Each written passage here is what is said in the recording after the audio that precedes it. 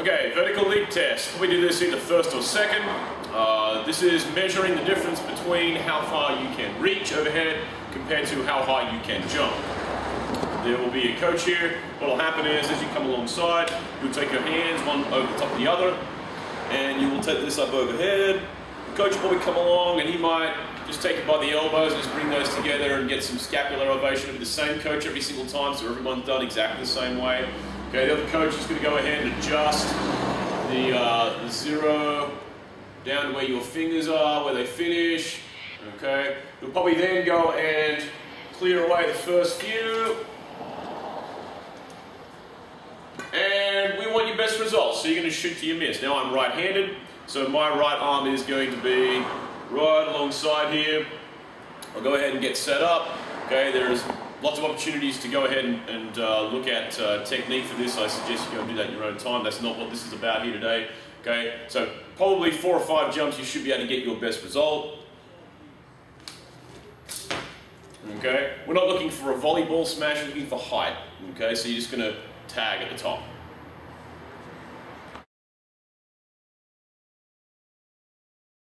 If you know what you're doing, if you're an experienced lifter, you know what you're going to hit on that day or what you think you want to hit on that day, and so you should ramp them accordingly. And that's what you saw. That's what I was doing with demonstrations today. Okay, so when I benched, I went with the bar, I went to 60, I went to 80, I went to 100. My last warm-up set was at 110, and then I would go ahead and take a work, or that would be my ramp work set. And if I felt really strong on the day, I might take 122.5. Might take 120, might take 117.5.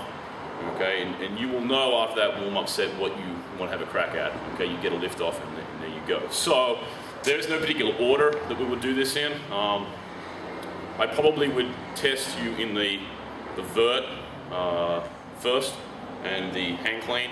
Then I'd probably hit you with the squat and the bench. But just depending on logistics and how Coach Dunn wants to make the day go, we will, you might have to squat first, you might have to bench first, okay, but we'll do the best we can logistically to make it all fit. So, your 3 lifts are going to be your hang power clean, your squat, and your bench, okay?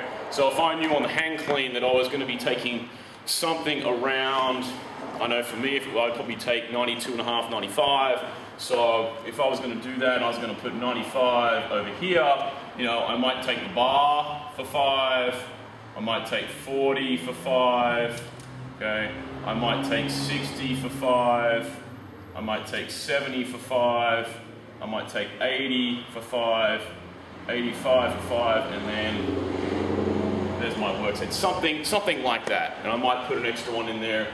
Okay, but I'm going to take probably 4 or 5 warm-up sets before I take my work set. All right, and then if I knew I was going to squat, so if I was going to try to go for, say, 162, all right, then I would take the bar and I'd take 60, I'd take 100. Okay, and you saw what I did. I think I took 120. Okay, it should be methodical, and that also shows me that you are, you know what you're doing in the weight room, okay? We're going to find that out anyway just by your barbell mechanics, but that's a part of being able to execute a program properly, is knowing how to get the most out of you, okay? So have an idea about what you are going to aim for on that day, okay, and ramp it up accordingly so that you don't miss your work set and you have to do it again, and then you end up with some crappy number because you didn't think about what you were doing, okay? I want you to get the best numbers you can. Then we can talk about, if we want to talk about programming and things like that. I know a lot of guys doing their own thing, but we'll test that again on the second testing day, which could be maybe 8-10 weeks apart. Talk about that, and we want to try to get a better effect after that too.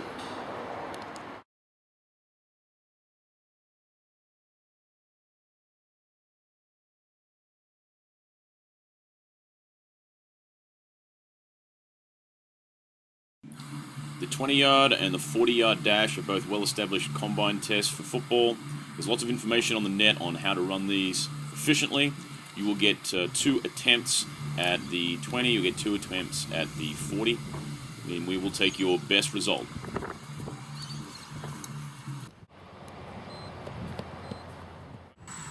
The agility shuttle is also an easy test to find out about on the net. You will also get 2 attempts at this.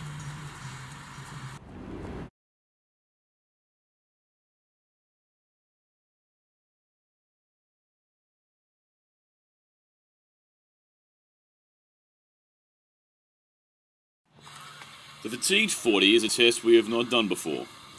It is another timed 40-yard dash, which is this time preceded by a 200-yard run.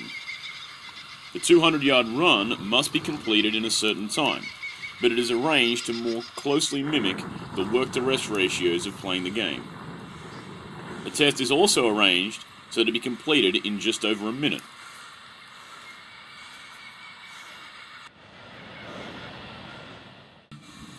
The 200 yards is broken up into 3 sections.